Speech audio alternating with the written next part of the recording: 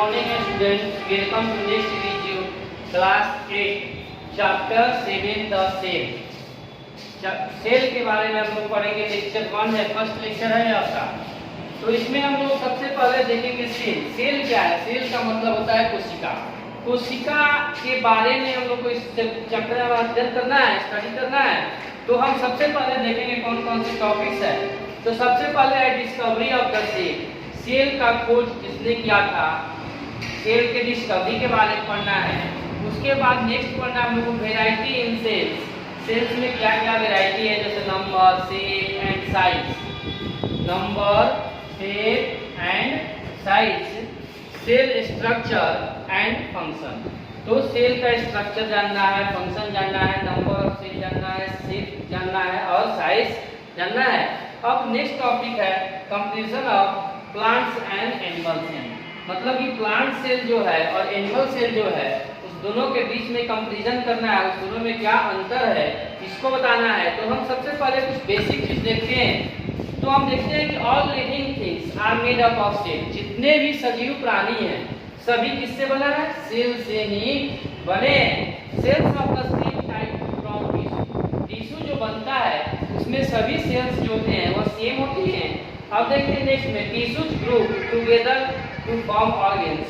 Organs का जो निर्माण होता है तो वह टिश्यू जो होता है उसके group of tissue is called organs. मतलब ग्रुप ऑफ टिश्यू मिलने से क्या बनता है? ऑर्गन्स बनता है। अब few organs together constitute an organ system. मतलब कि कुछ ऑर्गन्स मिलकर तो ऑर्गन सिस्टम का निर्माण करते हैं। अब देखते हैं different organ system from an organism. Organism में डिफरेंट ऑर्गन सिस्टम होता है। नेक्स्ट में देखते हैं depending upon the number of cells present an organism can be unicellular और मल्टीसेलुलर। मतलब कि जीव में सेल का जो नंबर होता है उसके आधार पे दो भाग में हम जीव को बांटते हैं, एक यूनिसेलुलर और एक मल्टीसेलुलर। यूनिसेलुलर का मतलब होता है एक कोशिकीय और मल्टीसेलुलर का मतलब होता है बहुकोशिकीय जीव। तो यूनिसेलुलर जैसे यूनिसेलुलर में हम देखते हैं एग्जांपल में अमीबा, मल्टीसेलुलर के एग्जांपल में क्या देखते हैं? तो मल्टीसेलुलर में ह्यूमन बींग्स आ सकता है और सारे जीव भी आ सकते हैं, एनिमल्स भी आ सकते हैं। तो इस तरह यूनिसेलुलर और मल्टीसेलुलर दो भागों में बटा है जीव। किसके आधार पे? तो नंबर ऑफ सेल के आधार पे। अब हम देखते हैं सेल क्या है। तो सेल जो है, cell is the basic structure और functional unit of living all living organism. मतलब जितने भी सजीव प्राणी हैं सभी का बेसिक स्ट्रक्चर एंड फंक्शनल जो यूनिट है वह क्या है? सेल है। All living things and made up of one or more then cell. मतलब जितने भी सजीव प्राणी हैं वह एक सेल से बने हैं या एक से अधिक सेल से बने हैं।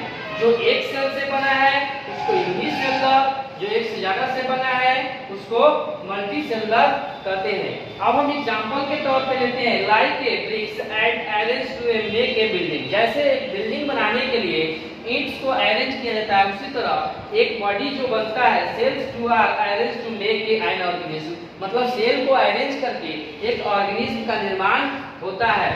तो अब हम देखेंगे फर्स्ट टॉपिक जो है आपका डिस्कवरी ऑफ सेल शुरू करेंगे।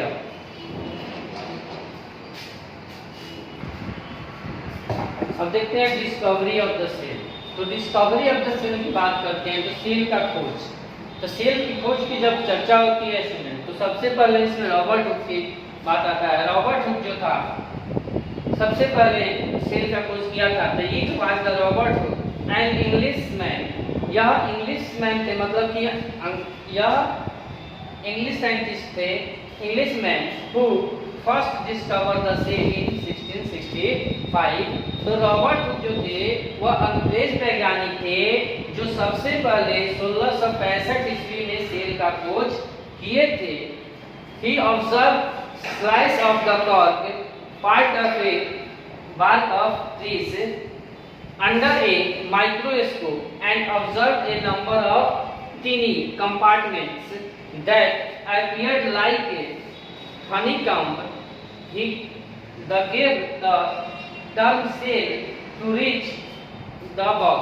देखिए सबसे पहले जो रॉबर्ट हुक थे अपने द्वारा बनाए गए सेल्फ डिजाइन माइक्रोस्कोप के द्वारा इन्होंने सेल का खोज किया। देखा, सेल को देखा, वो भी कैसा देखा, तो कर्व की तरह दिखाई दिया, जैसे यहाँ लिखा हुआ है part of A one of तीस का जो पार्ट होता है टूटा हुआ छाल का, उसी तरह अंडर ए माइक्रोस्कोप, माइक्रोस्कोप के अंदर से देखा और ऑब्जर्व किया कि वह छोटे छोटे पार्ट है, टीनी टीनी पार्ट्स हमको दिखाई दिया उसमें, और कंपार्टमेंट के रूप में जैसे हम लोग क्या देखते हैं, हनीकॉम्ब देखते हैं, मधुमक्खी का जो छत्ता देखते हैं, और उसमें जैसे कंपार्टमेंट होता है, उसी तरह रॉबर्ट हुक को दिखाई दिया बॉक्स की तरह, छोटे छोटे बॉक्स की तरह। अब देखते हैं कि hook did not know there real structure and function.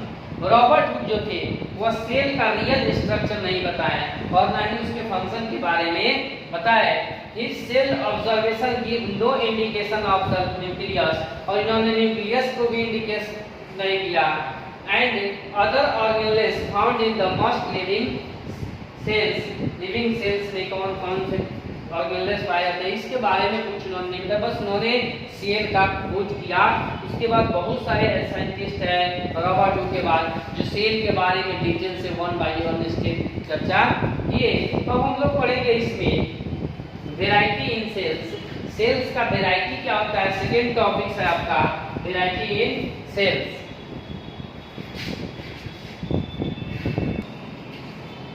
अब देखते हैं स्टूडेंट, नेक्स्ट टॉपिक है वेराइटी ऑफ सेल्स।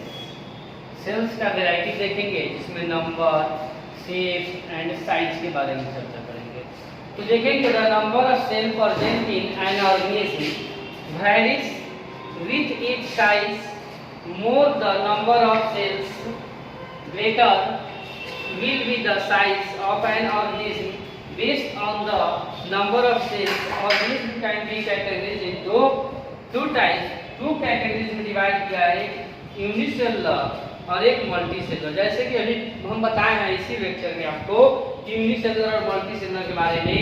तो यूनिसेलुलर में अमीबा होता है, ईस्ट होता है, बैक्टीरिया होता है। इसमें एक खास बात ये होता है स्टूडेंट्स कि यूनिसेलुलर ऑर्गेनिज्म का जो निर्माण होता है वह एक सेल से होता है और इसमें जितने भी प्रोसेस होते हैं, लाइफ एक्टिविटीज होते हैं, जैसे रेस्पिरेशन हुआ, एक्सपिरेशन हुआ, इरिगेशन हुआ, डाइजेशन हुआ, ये सारे जो प्रोसेस है वह एक ही सेल के द्वारा संपन्न होते हैं। तो हम कह सकते हैं कि the unicellular organism all activities perform the only one cell, मतलब कि एक ही सेल के द्वारा परफॉर्म किया जाता है। मल्टी सेलुलर ऑर्गेनिज्म की जब बात करते हैं तो इसमें आता है cats, dogs, mango trees, human beings, ऐसे बहुत सारे एक्सेट्रा बहुत सारे एनिमल्स आएंगे। तो अब इसमें क्या बात होता है कि मल्टी सेलुलर ऑर्गेनिज्म जो होते हैं इनके अलग अलग ऑर्गन सिस्टम का निर्माण होता है अलग अलग कार्य के लिए, मतलब separate work to separate organ systems. यह इसमें ऑर्गन सिस्टम्स के द्वारा काम होता है और इसमें क्या होता है डिफरेंट ऑर्गन परफॉर्म से डिफरेंट बॉडी फंक्शन, मतलब अलग अलग ऑर्गन्स जो होता है वो अलग अलग बॉडी फंक्शन परफॉर्म करता है। अब देखते हैं cell size.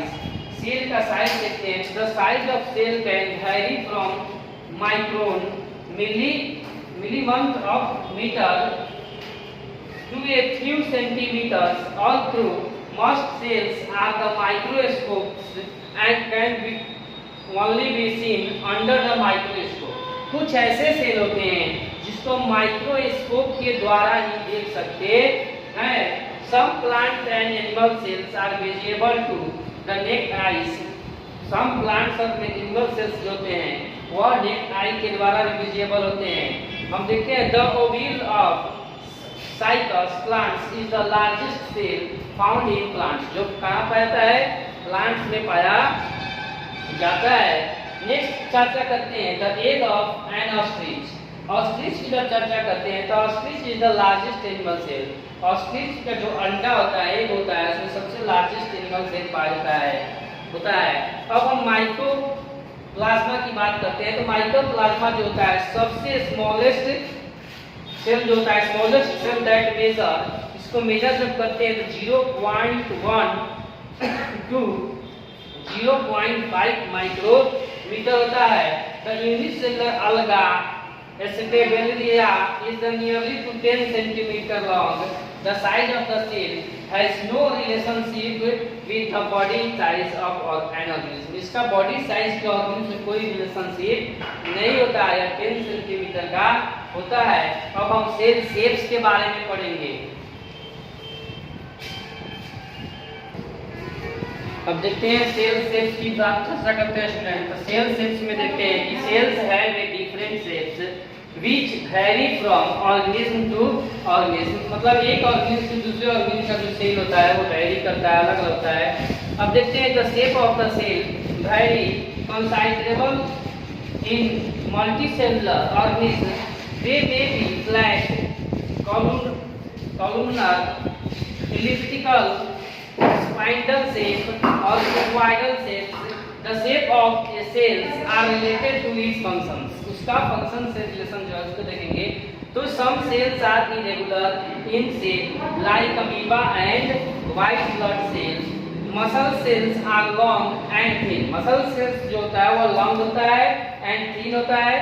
Guard cells are bean shaped. Guard cell का सेक्शन बीन होता है and mesophyll cells present in the leaf are long and rectangular, या लॉन्ग भी होता है और रेक्टेंगुलर भी होता है। अब हम नेक्स्ट लेक्चर में नेक्स्ट टॉपिक की चर्चा करेंगे, इसको आप लोग देखिएगा। थैंक्स।